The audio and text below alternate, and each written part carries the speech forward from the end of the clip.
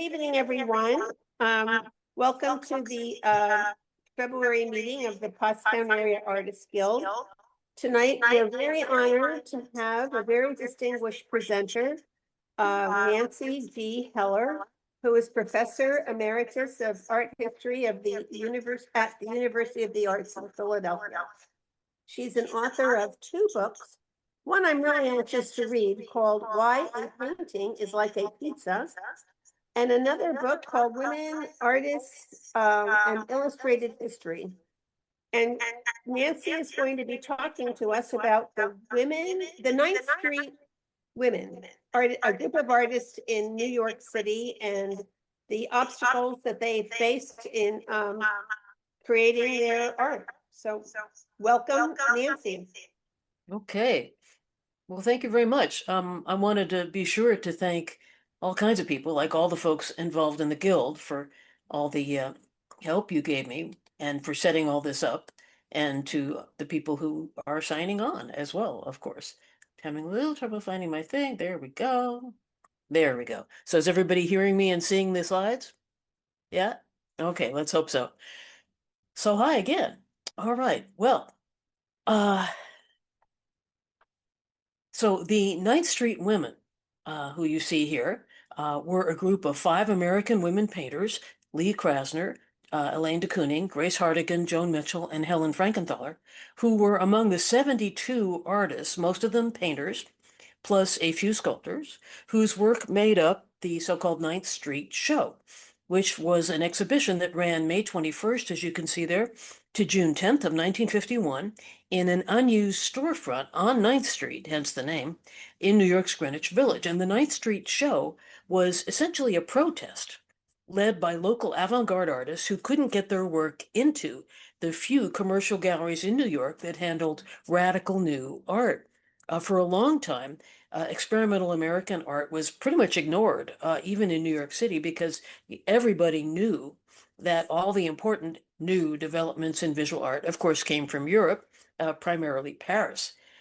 Here is an installation shot of that original 9th Street Show, just gives you an idea the kinds of things that were there. According to contemporary accounts and recent scholarship, the 9th Street Show was apparently a huge success, aesthetically, politically, and philosophically. This is the cover of the book, The 9th Street Women, and there's the author, Mary Gabriel. And as Mary Gabriel documents in her extraordinarily detailed 900 and something page book, all sorts of people apparently came to that opening of the show, including, uptown swells like art world luminaries, art collectors and art museum directors and art critics, all the important people. However, as was so often the case with early exhibits by these artists, nothing sold, nothing.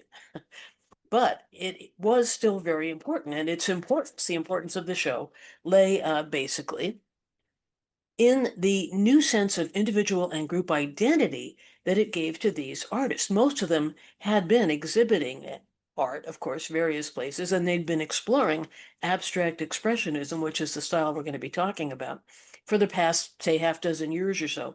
But this apparently was the first time that they had exhibited together, demonstrating to New Yorkers and ultimately to much of the Western world that the place to look for the most radical and the most important new developments in contemporary visual art now was not Europe, but the US, which is why. Is that okay? I'm hearing funny sounds. Can you hear me okay? Yeah? Okay, let's hope so. Anyway, which is why Irving Sandler wrote a book called The Triumph of American Painting, referring to abstract expressionism. That was a 1976 book, which today I know that sounds kind of hopelessly jingoistic. And it also sounds a little strange, frankly, given the fact that, as we know, the U.S. is no longer regarded as the only or even necessarily the most important source for hot new art. But the 9th Street Show, nevertheless, did, in fact, mark an unprecedented change in how Europeans and Americans looked at American art, beginning in the post-World War II era. And by the way, I should probably clarify one aspect of terminology here. So the 9th Street artists were exponents of what we now call abstract expressionism, which is the same thing if you find it in some other books, especially older books, will say the New York School. which is the same thing. School not as in an institution, like Harvard or whatever, but school in the art historical sense, like the Dutch School of Painting or the School of Paris. And it's called that, of course, because abstract expressionism was focused in New York. And one more preliminary point. In this program, I will, as you know, be focusing on people who identified as women, who also happen to have been white, although there were some Black abstract expressionists, and they all were born in the US, so they're all American. And they all were working mainly, initially, in the late 1940s and 1950s, and they all were painters. So, to explain what the Ninth Street women, and men for that matter, had to deal with, let me just briefly set the scene. It is true that all the exciting radical visual art from the early 20th century basically was European in origin. They weren't making that up. Consider, for example, what's often called European modernism or modernist art. Various movements from the early 20th century, really from about, say, 1905, right through the 1930s, like Fauve art, think Matisse, Expressionist art, think Katie Colvitz, Cubism, think Picasso, and Surrealism, as in Dali, for example. And in their own very different ways, those men and women were modern artists because they rejected the traditional goals of visual art, which had existed since people first made art, primarily creating realistic representations of subjects from the real world. Instead, these early 20th century European modernists played fast and loose, actually, with color, with anatomy, perspective, dreams, and the very concept of what was an art object, creating what they wanted to create, whether or not it had anything to do with the real world. And in that sense, modern art or modernism basically was abstract to, varying degrees. Okay, so during the early 1900s, the first generation American modernists also created abstract visual art, but it was clearly based on European developments. And there's certainly nothing wrong with those paintings. There were some very exciting ones. But the fact that they looked so much like, and they clearly were derived from European models, kind of reinforced the idea, really, that radical American art was ultimately derivative, still depending on European prototypes, which had been the case since the late 1700s. Also, most people in mid 20th century America were really very uncomfortable around modernist art, no matter where it came from. In fact, the most popular kind of American painting in the years between the world wars, so the 1920s, 1930s, was what is known usually as American scene painting, meaning realistic, recognizable depictions of identifiably American, in quotation marks, subjects that put a positive, though not very realistic, spin on life, especially in the rural Midwest. And these were paintings such as this one by Thomas Hart Benton, you notice from 1939. And the idea was anybody could easily understand and appreciate this kind of art because, you know, uh, because you can see what it is, you can tell what's going on, which is why it came as such a shock just a few years later when radical American painters began producing works like this, obviously by Jackson Pollock, a large, totally abstract painting with no references to the real world and not even a real title. The title is a number rather than words. And to make matters worse, people were outraged by the way Pollock made his paintings, which I'm sure you know, but here's a good photograph. Pollock's notorious drip technique, shown here, involved simply unrolling an unprepared canvas on the studio floor and then, without any kind of preparatory sketches, basically pouring or flinging paint onto it as he strode all around and sometimes walked on the canvas. And this struck a lot of people as, frankly, as an insult to the art of painting itself, because it seemed that by rejecting the rules that Western painters had followed for so many centuries, Pollock, a lot of people thought, was mocking the entire process. Now, he wasn't. In fact, Pollock, like his male and female counterparts, took art making very, very seriously. But let's get back to abstract expressionism kind of in general. Now, because Pollock was and still is the best known and the most controversial abstract expressionist painter, even though he was a guy, let me just briefly go through the basic characteristics of abstract expressionism, and I'm just using one of his paintings as an example. So generally, abstract expressionist paintings were really large, often much bigger than the viewer, so the painting actually became your environment. They were abstract to one degree or another. Pollock's pictures, as we see here, were totally abstract, but several important male and female abstract expressionists sometimes kept sort of semi-recognizable figures in their work. Abstract expressionism was expressive.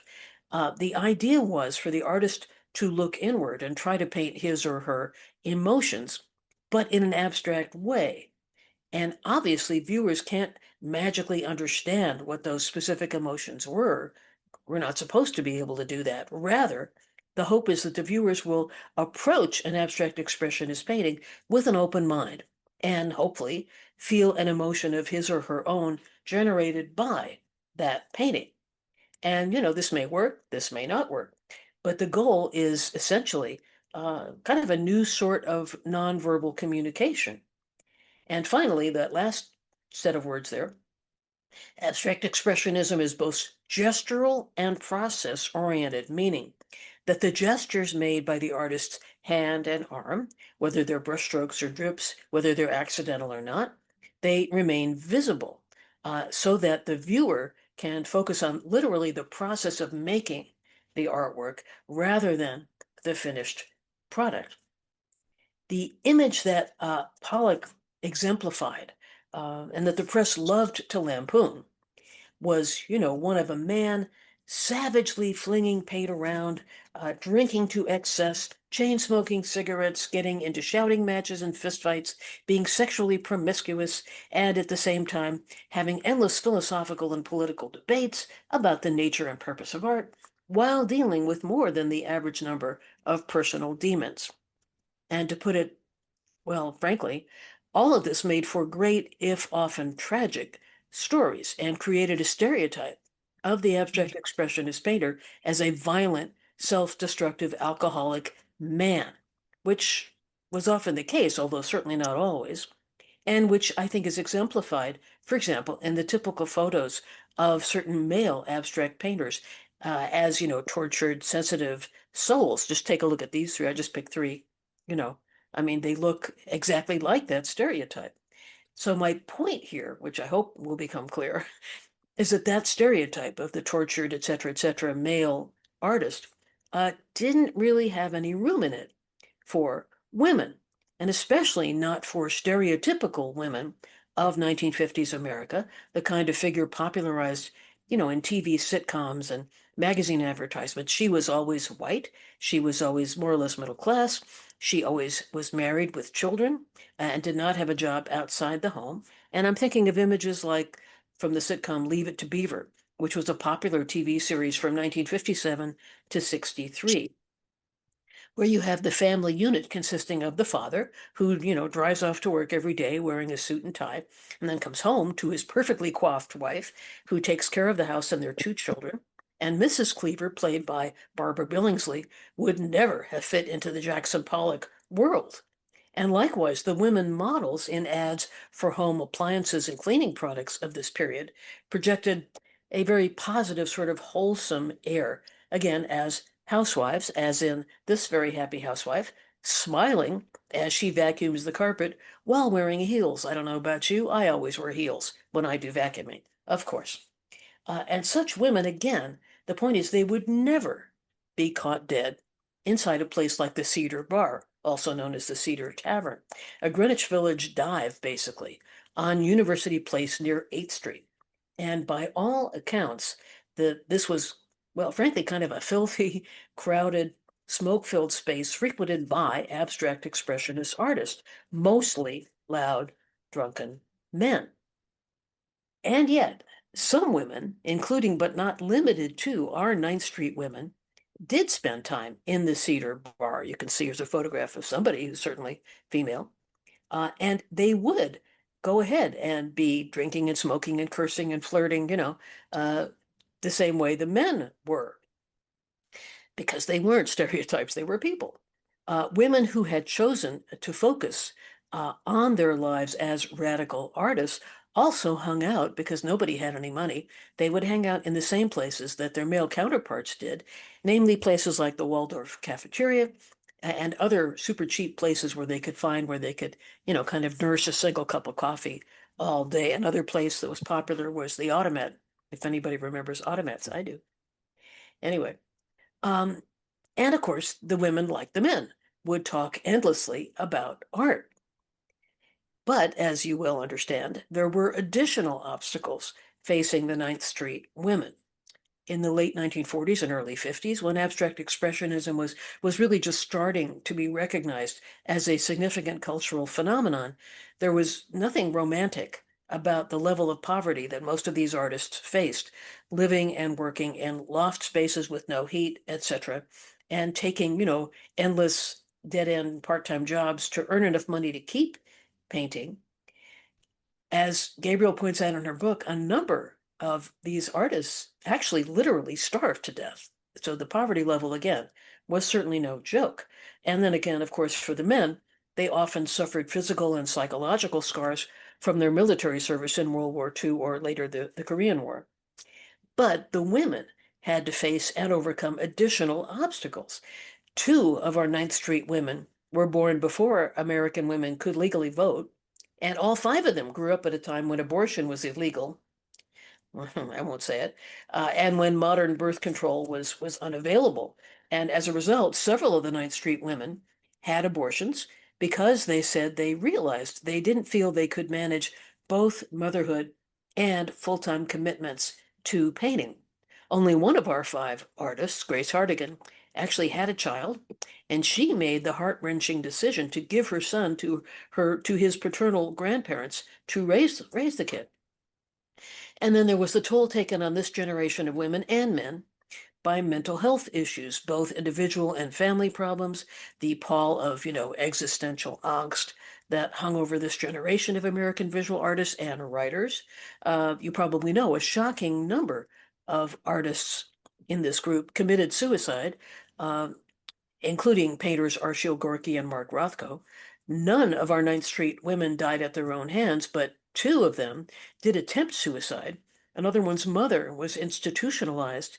One woman's mother told her children that she was planning to commit suicide, and the mother of the fifth painter actually did kill herself. Yet, despite, or maybe because of, all these problems, the male and female abstract expressionist artists also knew how to party. As Mary Gabriel makes very clear, they often gathered in each other's studios where the alcohol flowed freely, the cigarette smoke was thick, recreational drugs were enjoyed, jazz music was played, and there was a lot of dancing. There were also a lot of sexual liaison, so many in such complicated combinations that I refer you to Gabriel's book, in fact, for the intimate details. I couldn't begin to keep track. I also think it's important to remember that none of these artists knew that they would eventually become part of the most significant movement in 20th century American art history. The respect of most critics, the enthusiasm of gallery owners and collectors, and the outrageous prices that we now are now paid for their work, those things, remember, didn't happen for a very long time. So I like to remind myself it took real courage and obsessiveness and ego to commit oneself to this way of making art, which, as far as they knew, nobody was ever going to buy or think anything positive about. Okay, so that was our intro. Now we'll actually look at some highlights of the lives and the work of these five women, starting with the eldest, Lee Krasner, who was 56 when the Ninth Street show happened, and ending with Helen Frankenthaler, who was the youngest. She was 22. In my opinion, Krasner had one of the most difficult obstacles to overcome of any of the Ninth Street women, namely Jackson Pollock, to whom she was married for over a decade between 1945 and 1956. Both his reputation and his severe, violent alcoholism shaped her life as well as his for many years. Pollock's artistic reputation, overshadowed those of all the other abstract expressionist artists, male and female, as shown in articles like this one. a multi-page spread in Life magazine, which was then the most popular magazine in America. The article, which was in the, as it says, the August 8th, 1949 issue, asked the rhetorical question, Jackson Pollock, is he the greatest living painter in the U.S.? And you can see, again, it was a rhetorical question. And actually, I mean, how could anybody compete with that? Moreover, as his wife, Krasner had to deal with the day-to-day Pollock, who reportedly was very shy when he was sober. But Pollock was seldom sober between the late 1940s, when he became famous, and his death in a car crash in 1956. So ironically, even though she was a committed and fierce feminist and a dedicated painter, Lee Krasner found herself, as she always said, taking care of Jackson, which was a more than full-time job. Notoriously uninterested in cooking, friends always said that Krasner didn't know how to make coffee. Nevertheless, she made sure that Pollock had regular meals. She scoured the city for specialists, which there weren't many of then, who might be able to help treat his psychological issues. She tolerated his many affairs, and she acted as his full-time business manager, leaving little time or space or energy for her own work. And there she is, as you see, standing there on the top of that, well, in the middle of that ladder.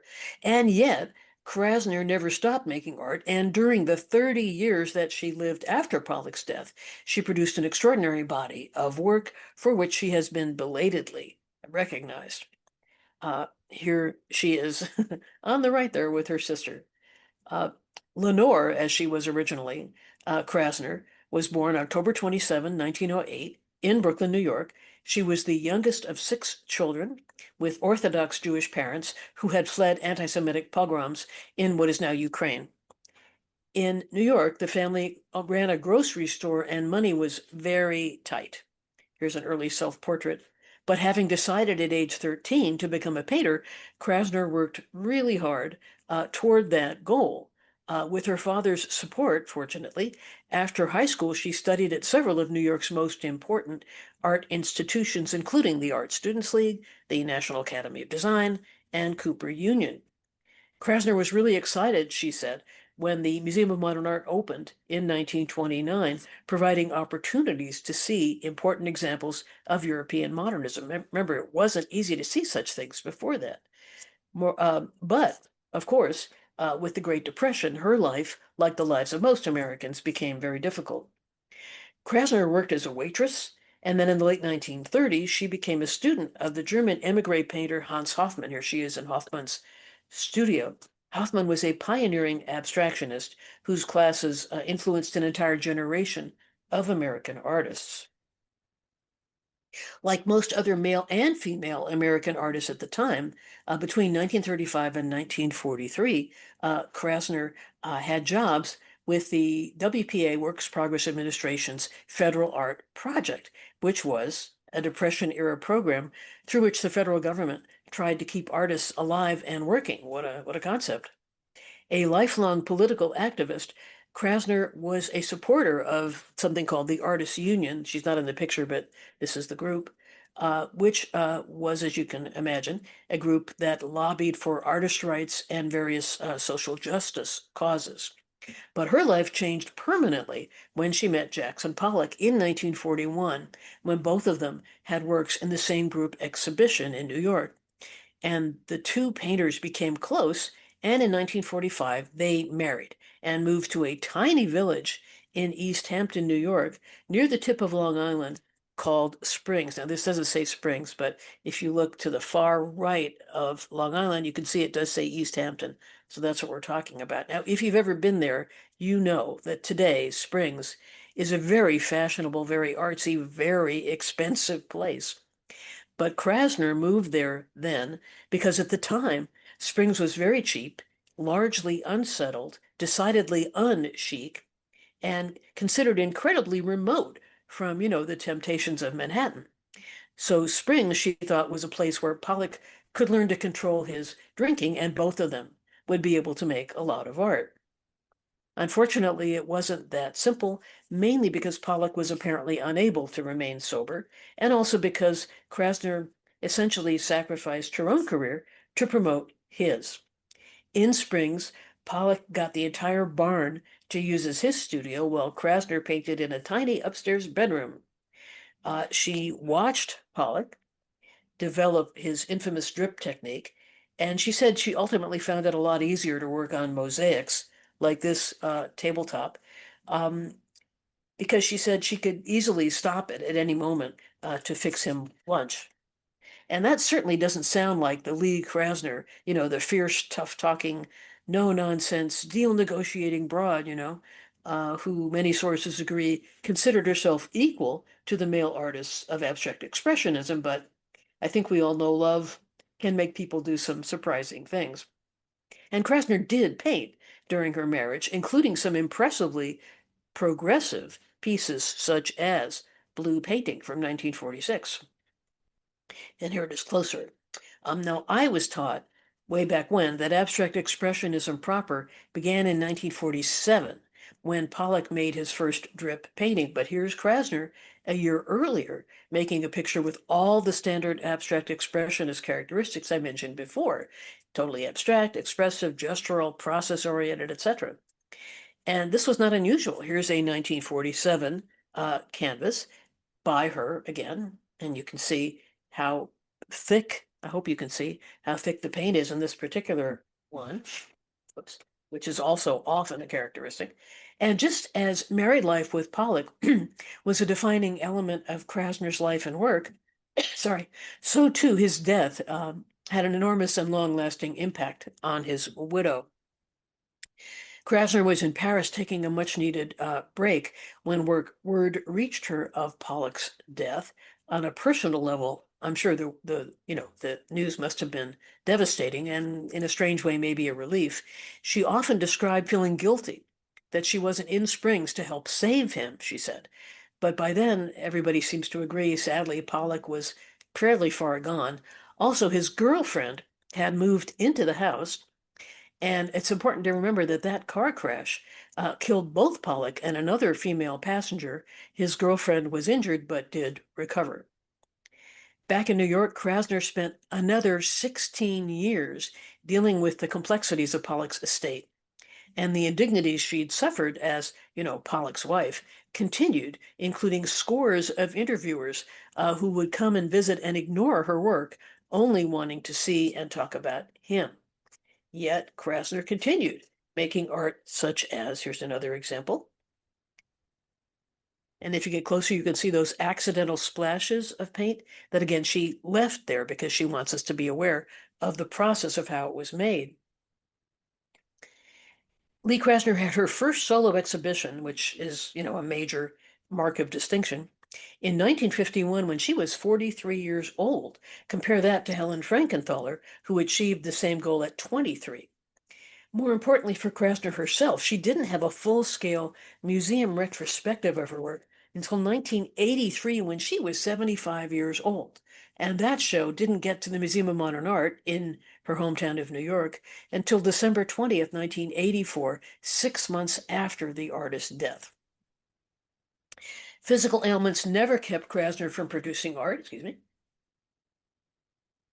1962, she suffered a near-fatal brain aneurysm and took 2 years to recover fully, but she did recover.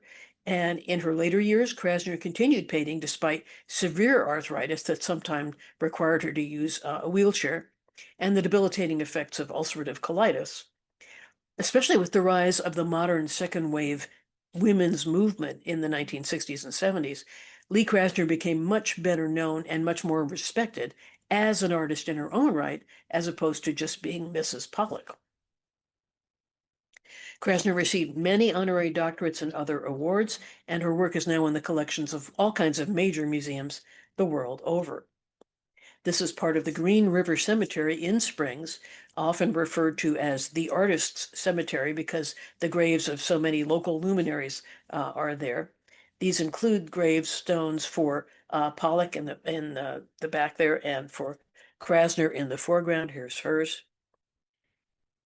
And then the important foundation that she created, the Pollock-Krasner Foundation, has awarded more than 5,000 grants to professional artists and organizations in 79 countries. Today, art pilgrims can visit the Pollock-Krasner house in Springs and get a sense of where the two artists lived. There's the interior and where they worked. And then in the famous barn, visitors can pore over photographs and other artifacts, especially the famous floor, still covered with Pollock's groundbreaking paint drips. And they're considered so fragile and so kind of sacred that you have to wear special booties in order to be able to walk, on the floor.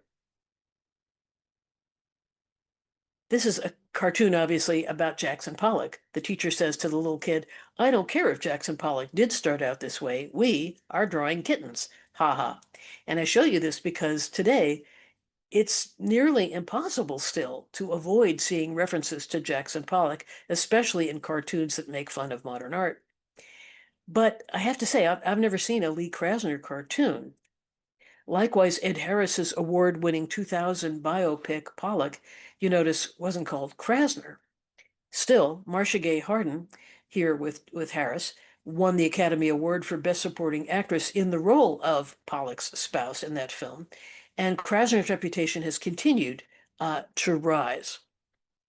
Indeed, in 2019, just to give you an example, one of her large abstract pictures from 1960 sold at Sotheby's auction house in New York for more than $11.5 million, which is just money, but it gives us some sense in our capitalist society of the fact that she was, taken seriously. Lee Krasner is considered one of the two Ninth Street women who fall into the category of first-generation abstract expressionists. The other was very different from Krasner in terms of both her background and her painting. Still, these two artists shared a surprising number of characteristics, most obviously having to deal with a spouse whose fame overshadowed nearly everyone else, and who also were often out of control alcoholics. And I'm thinking of Elaine Freed de Kooning. Like Krasner, Elaine de Kooning was a native New Yorker who early on turned away from the faith in which she was raised. For Krasner, that was Orthodox Judaism. Freed had been raised Roman Catholic. Freed's father was a plant manager for a local bread company, and the family was apparently on pretty solid financial ground. Her mother stayed at home, raising Elaine and her three younger siblings in the relative isolation of Sheepshead Bay, Brooklyn, which is down there at the bottom, center bottom there. There we go. That's a 1942 self-portrait. Although she clearly loved her children, the role of homemaker didn't really sit well with Elaine's mother because the children were often so dirty and obviously hungry. Neighbors eventually alerted the police, and Mrs. Freed was institutionalized for a year. Worse, the children saw her being taken away, reportedly kicking and screaming, and Elaine was 6 years old at the time. On the other hand, Elaine's mother strongly encouraged the artistic interest of her eldest child, taking her into Manhattan to visit the Metropolitan Museum and hanging reproductions of old master artworks all over the house. Always both skillful and entrepreneurial, at age 8, Elaine was drawing and selling portraits of her elementary school classmates. At Brooklyn's Erasmus High School, she was a gifted and competitive athlete, playing basketball, baseball, and hockey. After high school, Elaine Freed was briefly a math major at Hunter College, and then she attended two well-regarded institutions in New York as another later self-portrait, the Leonardo da Vinci Art School and the American Artist School, a progressive institution that stressed both artistic technique and social class awareness, shall we say. So already in her late teens, Elaine Freed had been exposed to a group of radical thinkers and visual artists. She spent 12 hours a day, she said, studying drawing and painting, plus sculpture and printmaking, and she also worked as an artist's model. Freed met a young Russian painter, Milton Resnick, who became her first boyfriend.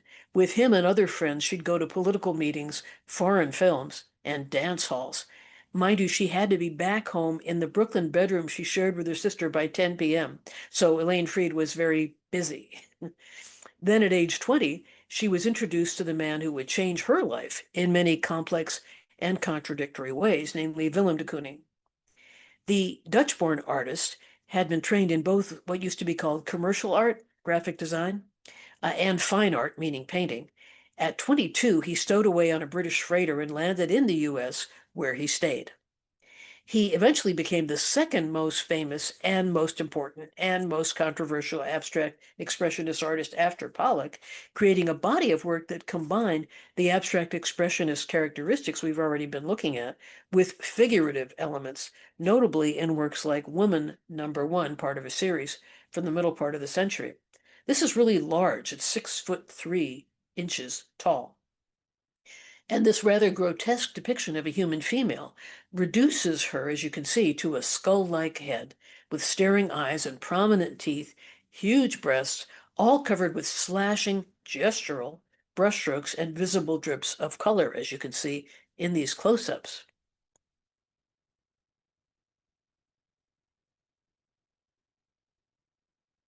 Willem de Kooning himself was a very charming man when he was sober. I met him once. We had dinner with some other people, and he really was charming. He was charming when he was sober, and he attracted the attention of many, many, many women. Elaine Freed became his student and then his lover, and at 21, she moved in with him, and after 5 years together, they were married.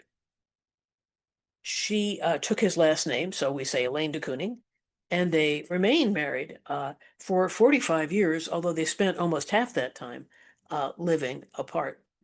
It's tempting to read into the many photos like these of the couple where Elaine seems maybe not totally happy. Again, it's hard not to read in. Theirs was certainly a tense relationship, complicated by the many affairs both of them had, plus the daughter born in 1956 to Willem de Kooning and the artist Joan Ward. Meanwhile, like many other women artists, Elaine de Kooning had decided that she couldn't be a mother and also be a full-time painter, so she had more than one abortion. Like Lee Krasner, Elaine de Kooning also worked hard to promote her husband's career. She made money and became an important force within the New York art world by writing art criticism and essays for various important publications, notably Art News, which was then the most influential art periodical in the country. And somehow, despite her complex personal life, her writing, and the overshadowing of her paintings by her husband's, Elaine de Kooning made a lot of art. She is known primarily for her portraits, which seems a little odd for an abstract expressionist painter. But like Willem's abstract yet expressionist figures, this kind of makes sense when you see what she painted. We have, for example, this.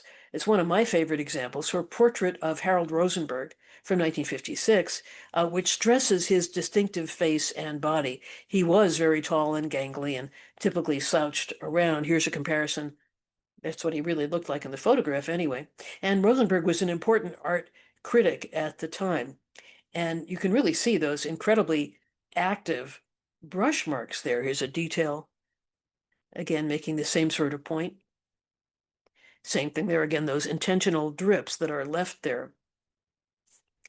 The most important portraits Elaine de Kooning produced were a series of President John F. Kennedy, commissioned in 1962 for the Truman Presidential Library in Independence, Missouri. The two presidents were actually friends, yet, frankly, it still amazes me that a female artist who was also an abstract expressionist painter was chosen for this project. Elaine de Kooning spent time in Palm Beach, Florida with President Kennedy and said she found him a very difficult subject because he never stayed still. She also had to deal with Caroline. Can you see her there? Of course, who at that time was 5 years old and, didn't help. In any case, back in her New York studio, Elaine de Kooning made countless drawings, watercolors, and oil sketches, and then poured through hundreds of newspaper photographs to try to capture, she said, a glimpse of this man who she said looked incandescent, golden, and larger than life, end quote.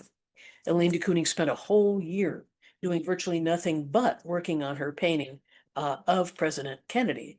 Here are 3 examples of ones that she worked on. She painted him seated or standing, full body, just the bust, all kinds of things. In the end, this is the version she went with. This is her final version for the Truman Library Commission, which scholars note helped open the door to new, more relaxed approaches to presidential portraits made by other artists. Obviously, Kennedy's tragic death on November 22nd, 1963, was devastating in every way. Elaine de Kooning said she had to stop working for a year, really, but the painting was unveiled in 1965. There's Truman, and it's now on display there. Excuse me, beg your pardon. Let me just try this. Sorry, I'm getting too emotional. Even more surprising than her abstract expressionist style portraits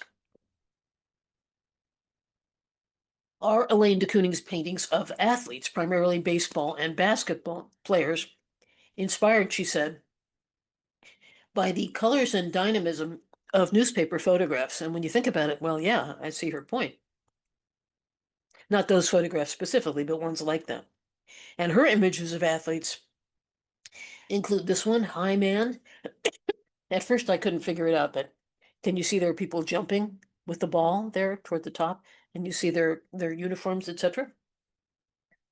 And here's one of baseball players, and they're still abstract expressionists in terms of style. Elaine de Kooning had her first one-person exhibition in 1952. She was 34, and during her lifetime, she didn't really achieve the same level of success as several of her female counterparts. Despite the interest spawned by the women's movement, her work, it seems to me, hasn't been as enthusiastically studied.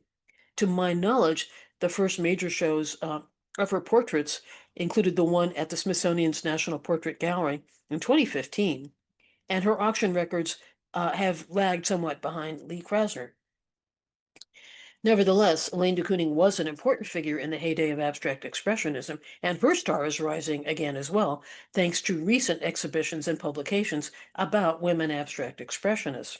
She's also influenced many students during her years as a teacher in nearly a dozen different American universities. She did, after being away for quite some time, she did return to her husband in 1975. And at this point, he was drinking again heavily. And what she finally did is buy a house in Springs near his house. Like many couples with serious issues, there obviously was still a deep love, between them. Elaine de Kooning died in 1989 of lung cancer, and she's buried in the Artists' Cemetery. Willem de Kooning lived 8 years more, eventually dying of Alzheimer's disease. And since 2011, the Elaine de Kooning House has been hosting artist residency programs and exhibitions and other events. Moving quickly now, there are the second generation abstract expressionists. This term is supposed to indicate a break between the founding mothers, Krasner and Elaine de Kooning, and the other three Ninth Street women. As Mary Gabriel points out, the older artists sometimes resented what they saw as the sort of more open, easier to navigate world that the younger generation was born into. Yet, sadly, most of the second generation artists faced just as many problems with alcoholism, sexual promiscuity, unintended pregnancy, and financial struggles as did the abstract expressionist pioneers. The three second generation women artists from the Ninth Street show were, again, Joan Mitchell, Helen Frankenthaler, and Grace Hardigan. And let's begin with the person who was called the most famous contemporary American woman artist in 1958, Grace Hardigan. Despite and partly because of the fame and financial success that Hardigan experienced starting in her mid-30s, she had one of the most complicated personal histories, I would say, of this entire group. Hardigan was born in Newark, New Jersey, the eldest of four children in a family of English and Irish extraction that had very limited economic resources. Also, her mother was severely troubled. Here she is, again, looking tough as a young woman. Grace Hardigan knew that her family had no money for college, and at age 19, after graduating from high school, she met and married a young man called Bob Jackins, and soon found herself pregnant. She decided to have the child, and their son Jeff was born in 1942. Meanwhile, Hardigan had discovered a passion for making art. Bob was drafted in 1942, so she was, of course, left alone with a young child. She got a job doing mechanical drafting. And then meanwhile took evening classes in painting. Not surprisingly, given these difficult circumstances, in 1947, Hardigan and Jackins divorced. What may seem surprising, is that by 1945, Hartigan had moved into Manhattan with her painting teacher, who was 20 years older. Also surprising, if not shocking, Hartigan gave then 5-year-old Jeff to his paternal grandparents in New Jersey, and they did raise him. Mind you, he saw his mother on weekends and holidays, and she didn't, abandon him. But needless to say, this was not the usual sort of behavior for an American woman of her generation. But Hartigan knew she couldn't become a full-time professional painter with a child. Like the other, or at least most of the other core abstract expressionist artists, Hartigan soon began producing large, gestural abstract canvases. But she was famous for ignoring the rules in her art and in her life. So she went back and forth during her career between pure abstraction, total abstraction, and highly stylized pictures of figures. But she always included abstract expressionist stylistic elements in her work. And here are examples of both types. One of her totally abstract paintings, as you can see. And that close-up, I hope, again makes it clear why we're calling it abstract expressionist, as opposed to pieces like Grand Street Brides from 1954, probably her best-known painting.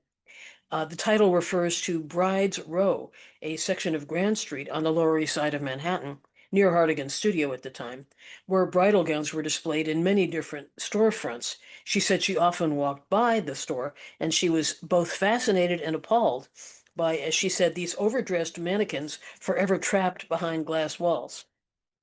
This is an example of Hartigan's tendency to smash stereotypes in a lot of ways. And it presumably reflects her own ongoing issues with the bonds of matrimony. After her divorce from Jackins, Hartigan was married 3 more times. And there were 2 problems with Hartigan's final marriage to Winston Price, an epidemiologist at Johns Hopkins in Baltimore.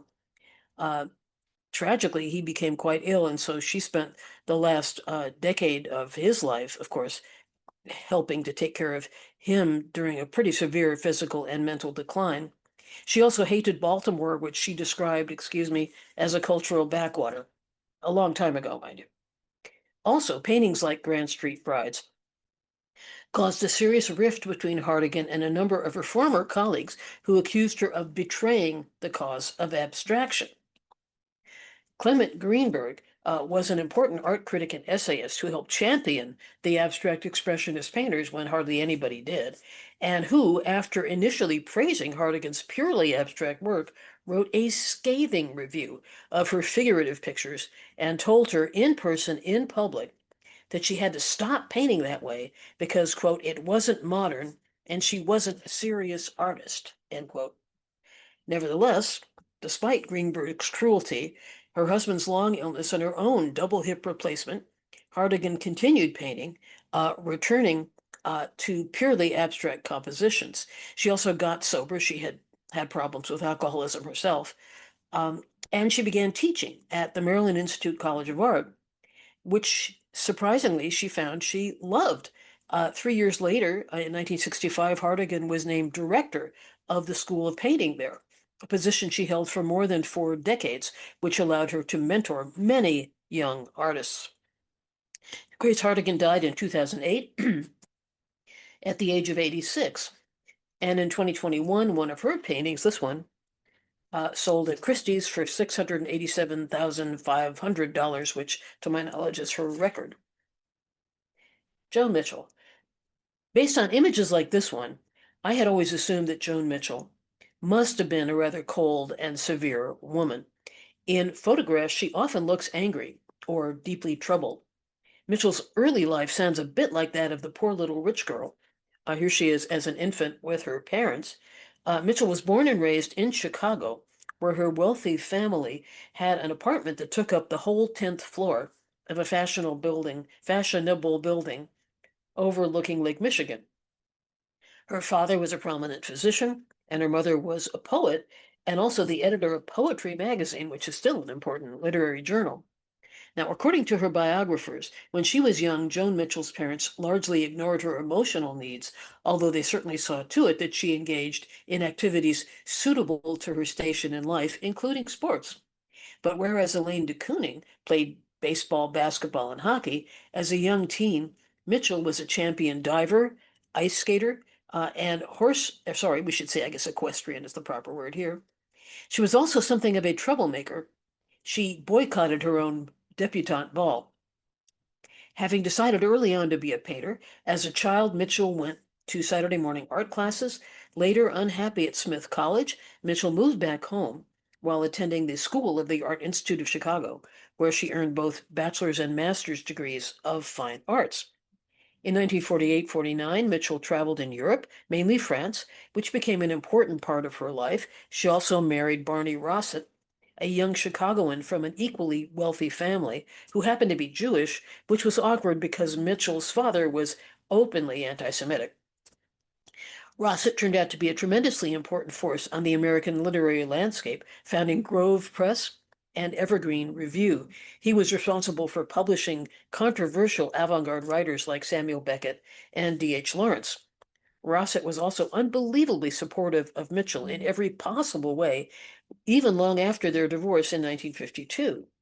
During the 1950s, Mitchell lived in New York and was an active member of the Abstract Expressionists' second generation, spending time, as you see here, in the Cedar Bar and doing lots and lots of painting, studying printmaking, and various other kinds of art. Unfortunately, like so many other members of this generation, Mitchell became an alcoholic, and while she was reportedly rather quiet and shy by nature, drinking, they say, made her verbally and physically violent. After exploring figurative painting and cubism, by the early 1950s, Mitchell had found her signature style, represented, for example, by, I think this is wonderful myself, Ladybug from 1957. This canvas has all the hallmarks of classic abstract expressionism. Again, it's very large, it's purely abstract with visible drips and brush marks and a sense of deep emotion, even though we can't tell what emotion the artist was feeling when she created it. And here's a close-up. The energy and grace of these marks, which she compared to her ice skating, are characteristic of pretty much all of Mitchell's mature works, and while she sometimes used darker, more sparing colors, many of her paintings, like this one, do feature vivid, even joyful colors set off against areas that are painted white. Some of her paintings include unexpected elements of humor, notably in the titles for pictures like this one, George Went Swimming at Barnes Hole, but it got too cold. A great title, almost a haiku, referring to Barnes Hole, a popular beach on Long Island where she used to swim with George, her black poodle. This is not George. After her, well, here, let's go back to George. After her divorce from Barney Rossett, Mitchell had several abortions. Again, she said she wanted to wait to have children until she had settled into a stable, secure relationship, which unfortunately she never did. Mitchell attempted suicide. Then she was raped by an attendant at the state mental hospital where she was visiting a longtime lover, a painter who she described as sexy and charming, but also a liar, a thief, and a drug addict. Later, Mitchell had a tumultuous relationship with this guy, Jean-Paul Riopel, a wealthy and extremely successful French-Canadian painter who she met in Paris. The two were ostensibly together for 24 years. He kept promising to leave his wife, with whom he lived, along with their two children, but of course he never did. Instead, he had a child with his female studio assistant, precipitating the end of his relationship with Mitchell. In 1959, Mitchell decided to leave New York, where the avant-garde action was, and where she was quite successful as a painter, to settle permanently in France, where she was unknown, and her work was largely ignored. And in 1967, when a bequest from her mother enabled Mitchell to purchase a large estate, she came to love the French countryside, specifically Vitoy, which is, can you see up there at the top in red? This estate consisted of several acres of land. It's about 50 miles northwest of Paris, and it overlooks the Seine. It's close to Giverny, where the French Impressionist painter Monet spent his final decades. And Mitchell spent the rest of her life at Vitoy painting. So here's the view from her backyard. There she is in her studio. Her work remained gestural, colorful, and large, and often consisting of 2 or 3 separate panels put together, as in these examples. They all have great titles.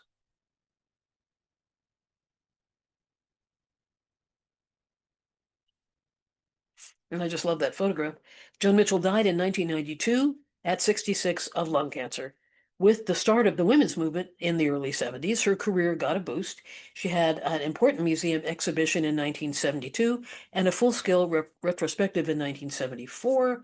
And guess what? There's a Joan Mitchell Foundation, established a year after her death, which awards grants to working artists and arts organizations and also runs art education programs for kids in New York City and offers artist residencies.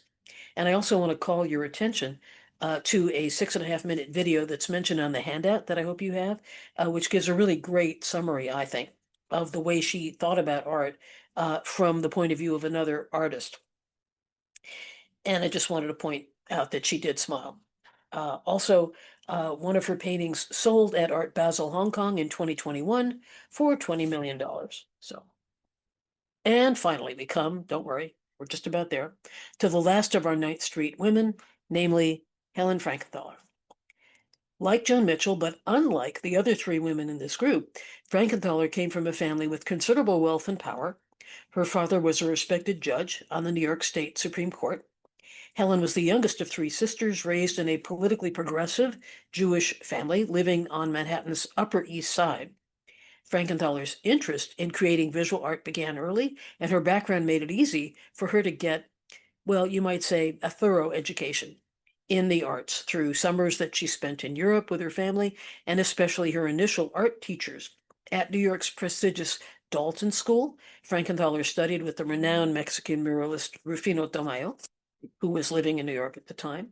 And then at Bennington College, she learned the basis of Cubism, which was still pretty new, really, in this country, from Paul Feely, who directed the art department.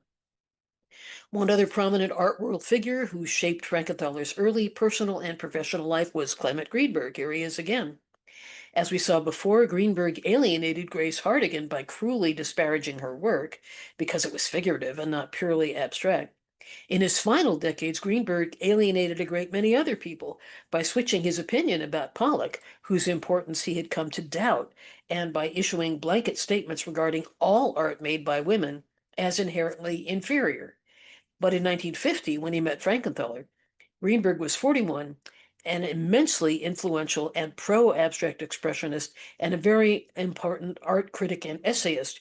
She was an attractive, intelligent, self-confident 22-year-old painter, and they had an intense 5-year relationship, which left Frankenthaler vulnerable to accusations that she had an unfair advantage in the New York art world because of that relationship. And the relationship did lead to some strange outings. Like, can you imagine what it would have been like to be on this beach trip with Pollock and good old Clem there and Frankenthaler, and then that's Krasner? I can only imagine.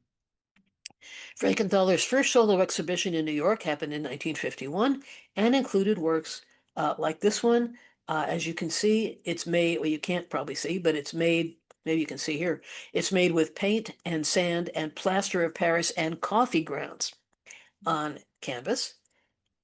So it's still essentially abstract expressionism. Of course, it's large, abstract, gestural, irregular, et cetera, et cetera. And her exhibit attracted a huge crowd and included a wild after party, garnering reviews in all the major New York and national publications, which was not standard for a first show by a 23-year-old woman. So she, probably was partly affected, I think it's fair to say, by her relationship with Greenberg. I should also probably note that Frankenthaler didn't have a perfect life. Her beloved father died of cancer when she was 11, and later her mother is the one who committed suicide, so I don't mean to suggest that everything was roses.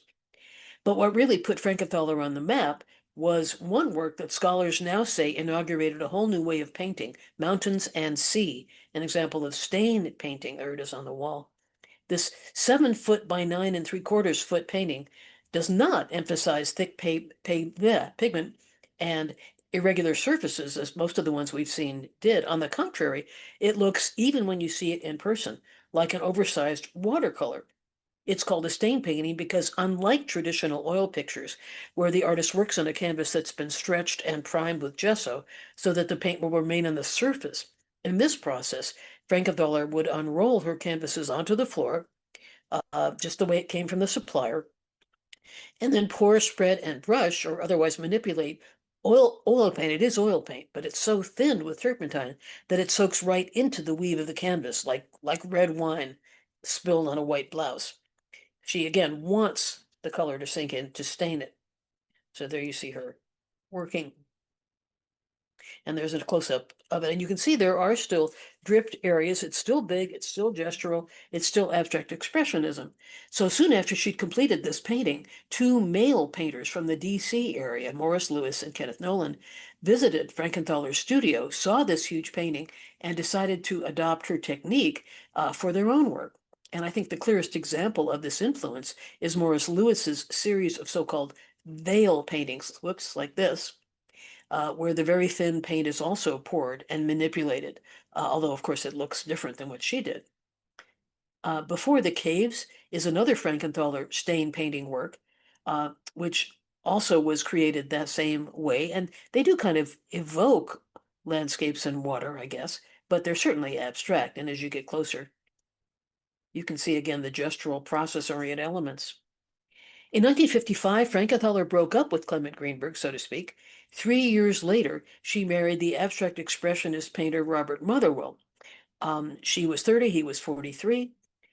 Motherwell, like Frankenthaler, came from a wealthy family and also had left-leaning political ideas, and they had a lot in common, in other words. Referred to as the Golden Couple, they lived in a house on East 94th Street where they entertained lavishly and were often scorned for their lifestyle by many of the downtown artists who were still struggling financially. In 1971, Frankenthaler and Motherwell got divorced. They had no children together, but she stayed close to his two daughters from a previous marriage. He ultimately had four wives, of whom Frankenthaler was just one. In 1994, Frankenthaler married the investment banker Stephen DeBrule, who you see there.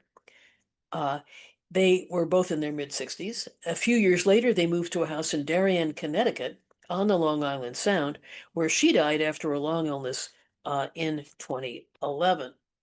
So, no surprise, there's a Helen Frankenthaler Foundation, which awards grants to artists specifically whose work addresses important contemporary issues, such as climate change, and is currently helping to support the conservation of cultural heritage by assisting artists in Ukraine. So it's more specifically political than the other foundations I've mentioned. This is Royal Fireworks by Frankenthaler, which sold at Sotheby's in New York in 2020 for $8 million. Meanwhile, during her final years, Frankenthaler kept painting and also produced ceramic works, some metal sculpture, lots of prints, ballet costumes, an arc curtain for a synagogue in St. Paul, Minnesota, and many other things.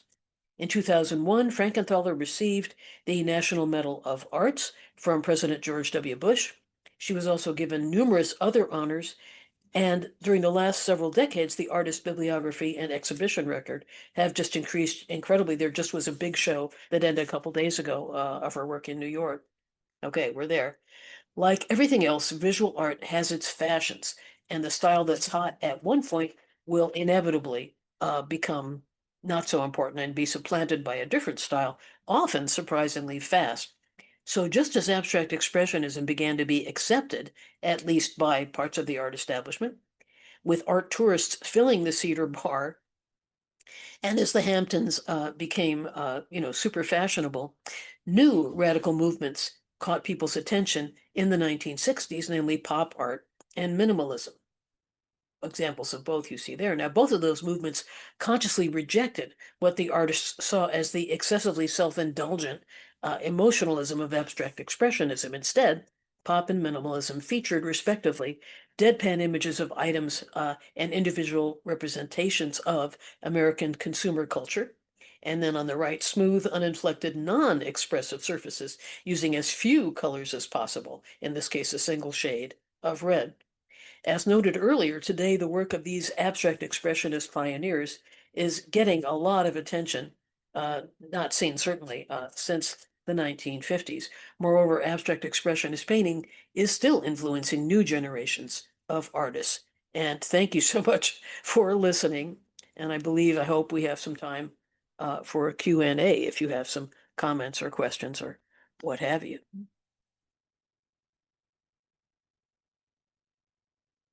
Uh-oh, stunned silence. Now, I realize I don't know how to do this, and I didn't ask you guys beforehand. Do I do this, or does somebody else look to see if there are if there are questions or comments? I just want to say thank you. I thought it was fabulously interesting. Oh, good. Really. Well, I thank learned you. so much. Thanks. I'm glad to hear About that. the women, but about abstract impressionism. So thank you. Well, thank you. Whoops, no, I've lost my, here it is. It was just amazing, and we think we need to start drinking and smoking and That's our next social. That's the plan. Yeah, yeah.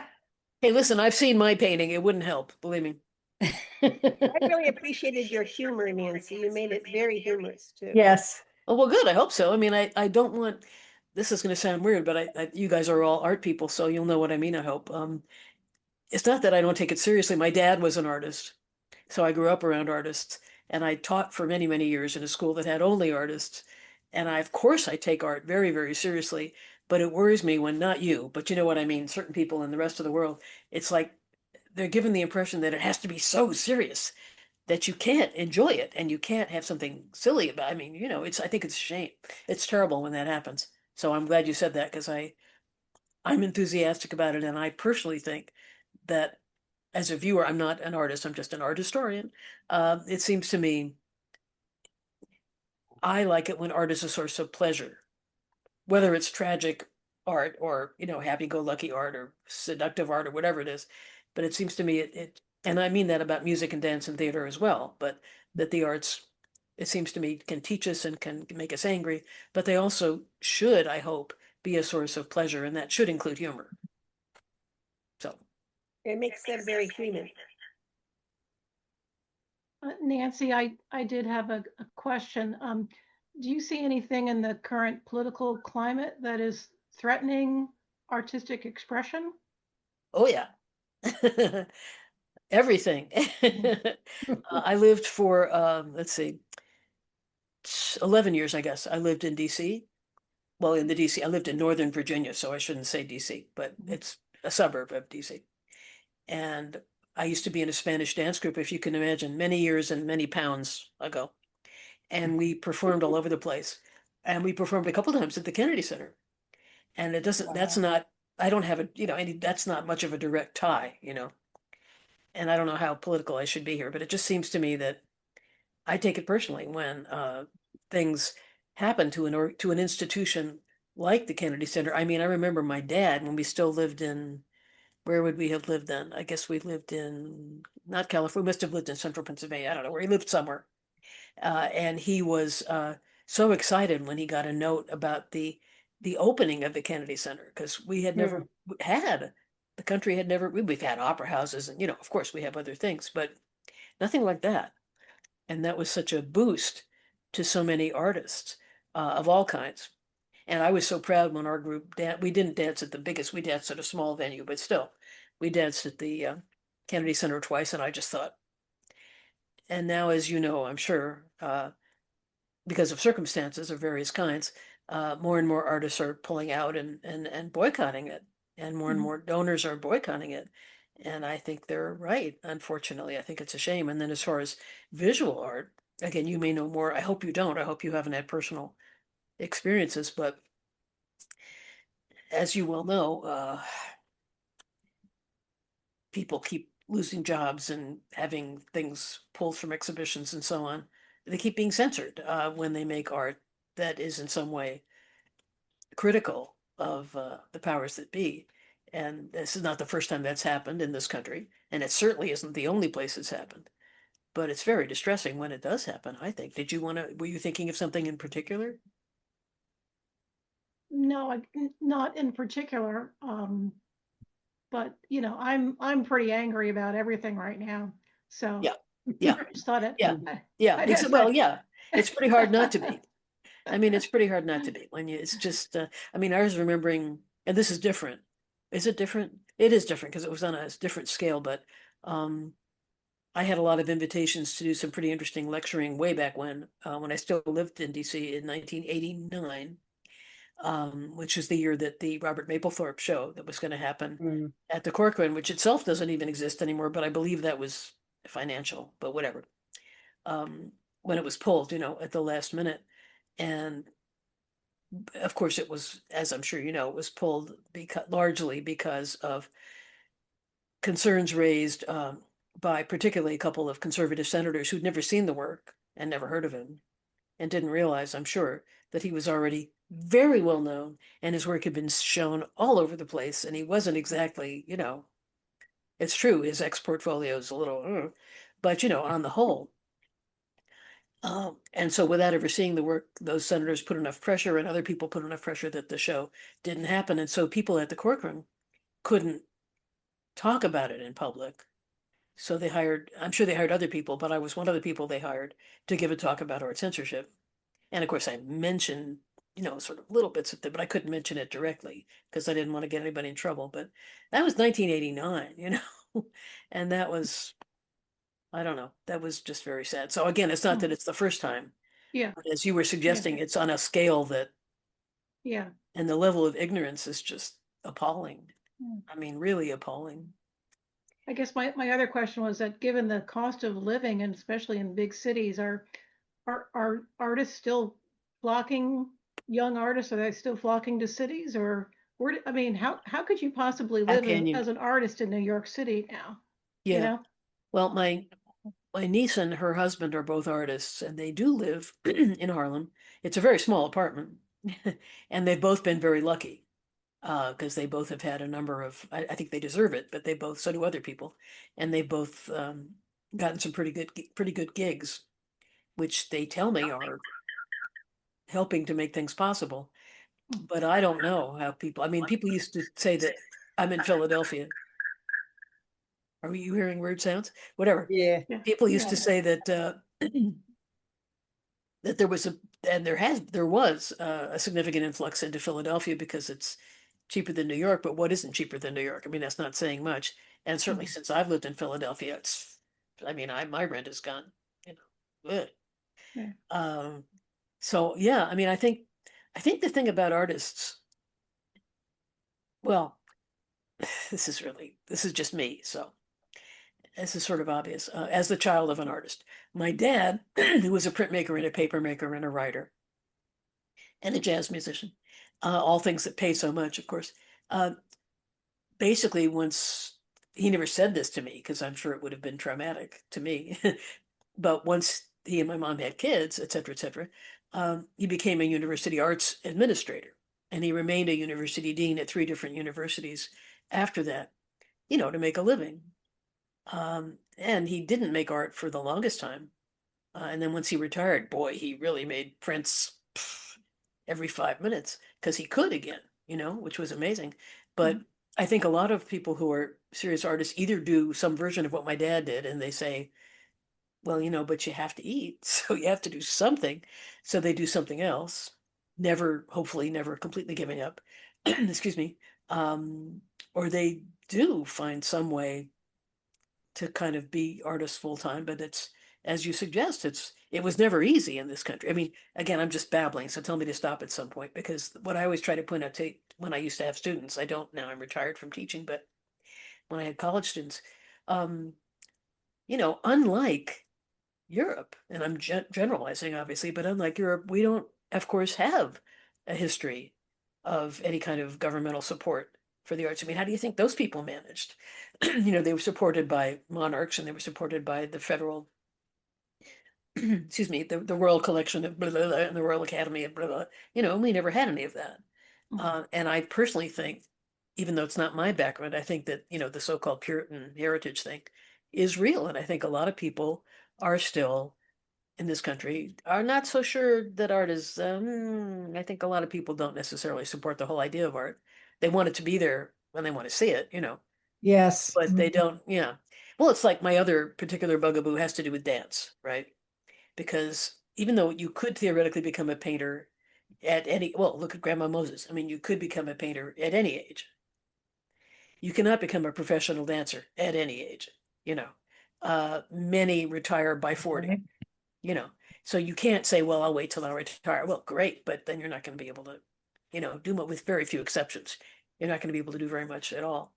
And then they have to deal with the whole sexual thing. A lot of people still think dancers are hussies. There's still a lot of that stuff that goes on. So personally, I think this country has always been, and maybe still is, on the whole, kind of untrusting of the arts. Again, you want to have a symphony that you can go to if you're that kind of person.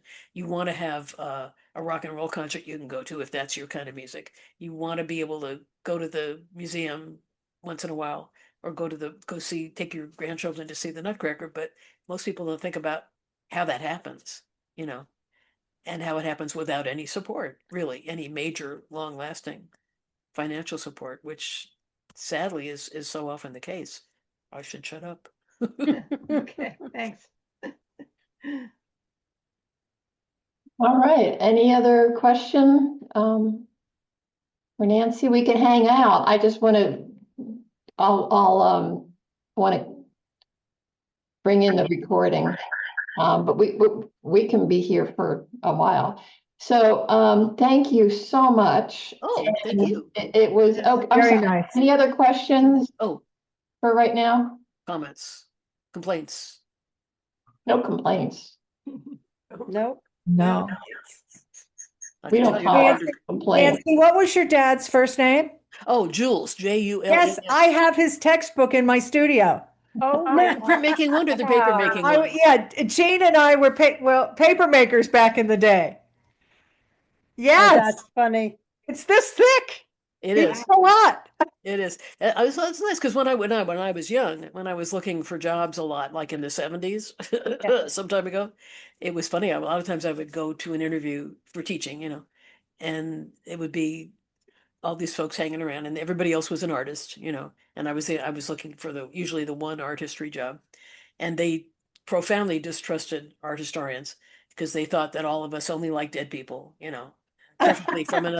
preferably people who've been dead for many centuries, And then at some point somebody would say, Heller, huh? And whoever was teaching printmaking usually would say, are you related to Jules Heller? And I'd say, oh yeah, he's my dad. And they'd go, oh, and then I would get the job offer, even though it has nothing to, just because they figured, well, at least of course I could have hated my dad. I didn't, but I guess they figured that I had learned how to deal with living artists, which they thought was odd because his books aren't in print anymore. But that first one, Printmaking Today, you said paper making, but the Paper making, yes. Yeah, but the Printmaking Today book was the first studio art, graphic arts studio handbook, and paper making I don't think was the first, but it was one of the early ones. Okay.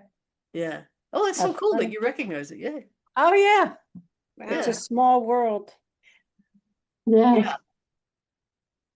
All right, so thank you. So anybody else? We're good? Thank you so much.